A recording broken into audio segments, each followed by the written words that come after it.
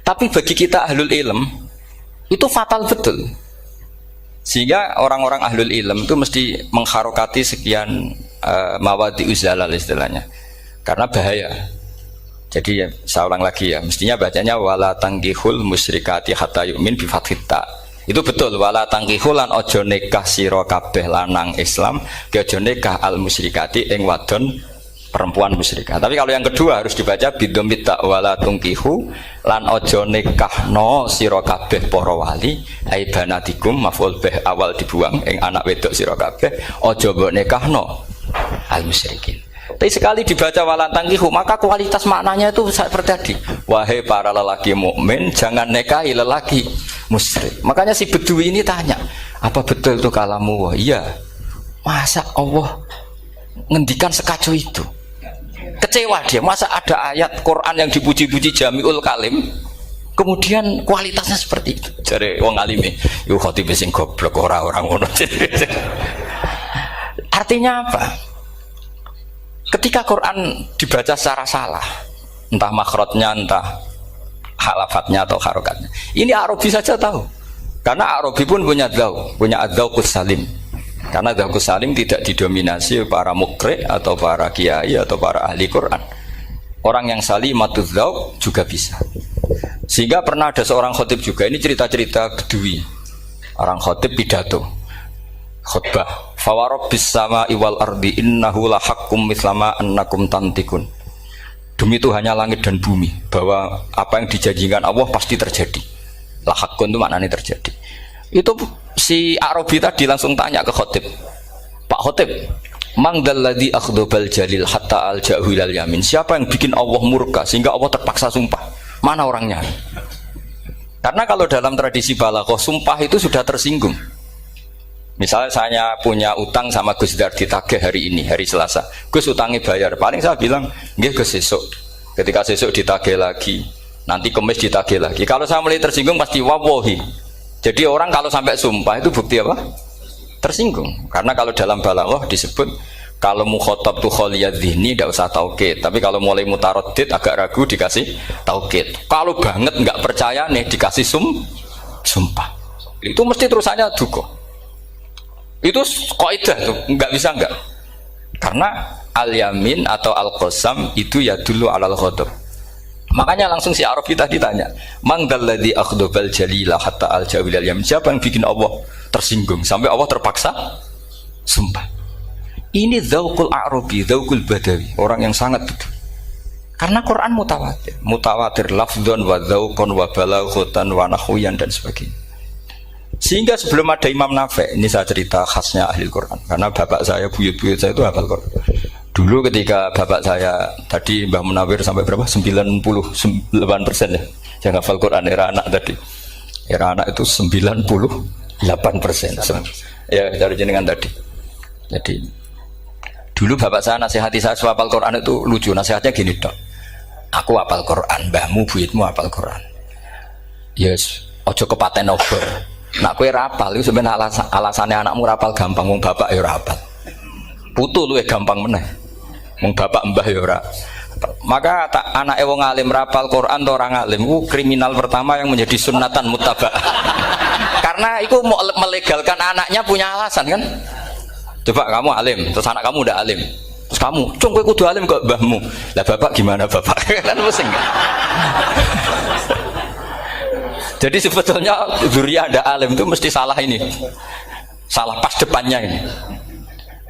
Makanya saya itu tak angen-angen bener bapak saya. Bapak saya itu ya akrab sama Gus Najib, sering semaan bareng dulu. Jadi misalnya bapak saya ada hafal Quran, coba mau pede nasihati saya suruh hafal gimana alasannya? Kan nggak punya alasan. Jadi cara bapak pokoknya ojo kepaten obor. Ya, kalau orang kuno mana nih ojo kepaten obor.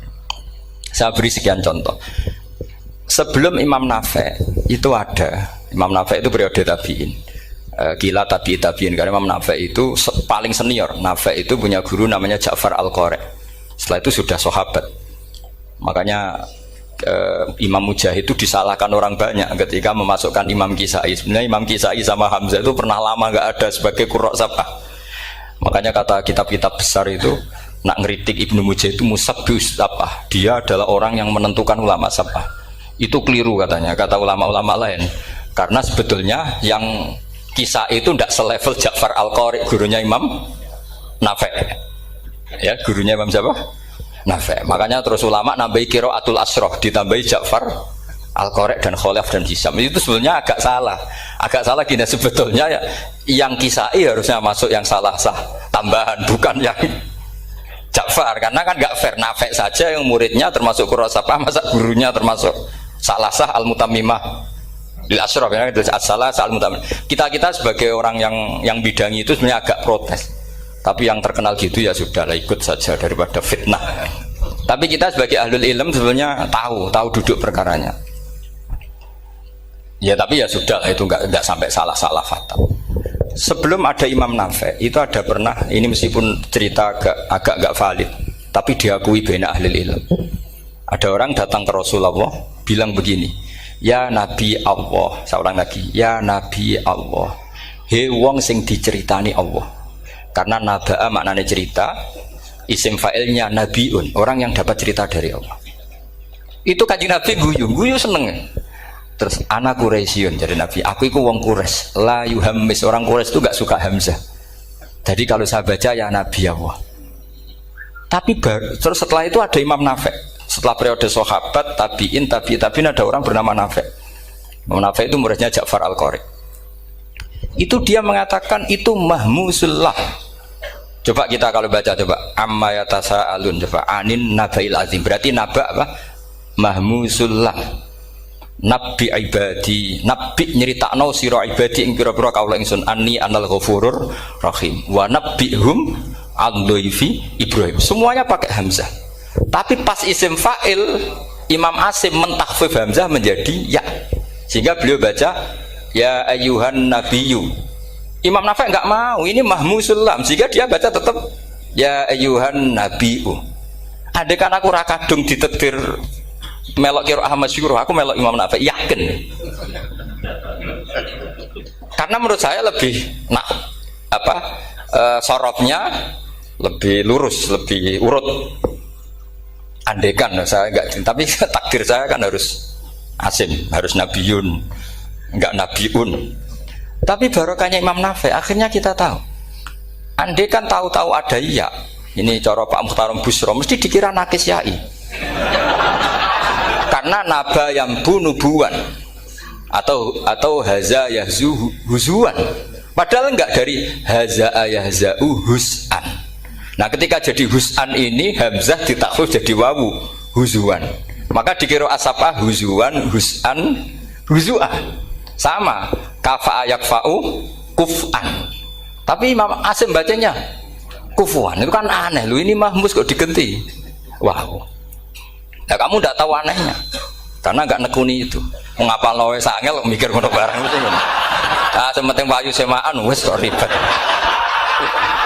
Nah kita ini kadang kriminal baru.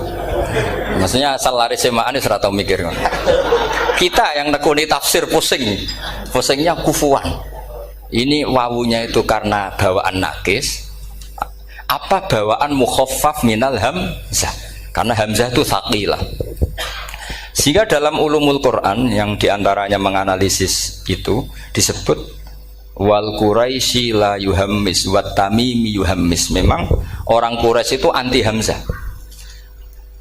Orang Quraisy itu gak suka hamzah. Nah, Ali, Sayyidina Ali ini orang Quraisy. Kita tahu Ali bin Abi Thalib bin Abdul Muttalib bin Hashim. Itu jelas orang Quraisy. Sehingga dia anti hamzah juga. Makanya Ali kalau baca ya kayak Kanjeng Nabi ya ayyuhan nabiyyu. Tapi Bani Tamim nggak suka seperti itu, sukanya yang asli ya ayyuhan nabiu. Nah Imam Nafi' itu termasuk marganya atau ikut secara panutan ikut orang Bani Tamim. Makanya ketika Quran itu turun bi harfin wahid, itu Nabi susahnya minta ampun sampai as'alullaha mu'afatah, saya minta ampun ya Allah, zidni, saya harus ditambah. Dalam riwayat falam azal astaziduhu. Dan Nabi jelas-jelas mengatakan inna ummati la tutiku dzalik, kalau hanya pakai satu lughat umatku gak mampu. Karena kalau Banu Tamim itu disuruh mentakhfif gak bisa. Dia gak bisa baca ya ayyuhan nabiyyu, bisanya ya ayyuhan nabiyu. Ini biar calon rektor pusing. Kalau nganalisis sosial tuh gampang, lembaga polling bisa. Lembaga polling itu apa? Bisa. Penggawaannya kan gawe pola, pola kecenderungan orang gini-gini itu. Nah ini kecenderungan santri di polling juga. Ya saya ulang lagi ya. Tapi barokahnya qiraatun Nafi'. Yang saya ulang lagi, sebetulnya Imam Nafi' itu tidak mubtagir, tidak yang pertama melakukan itu. Orang-orang Arabi Bani Tamim itu ya dulu kalau manggil Nabi ya Nabi Allah, bukan ya Nabi Allah tapi apa? Ya Nabi Allah. Maknanya luwih jelas. He wong sing tok cerita sangka Allah. Buktinya lihat di isim di fi'il amarnya. Nabi ibadi. Coba Nabi nyeritakno sira ibadi. Berarti maksud kalau dimaknani pakai khitab, Nabi nyeritakno sira ya Nabi he wong sing tak dadekno Nabi. He wong sing tok cerita. Semuanya mahmus hamzah, mahmus lam. Tapi orang Quraisy enggak mau.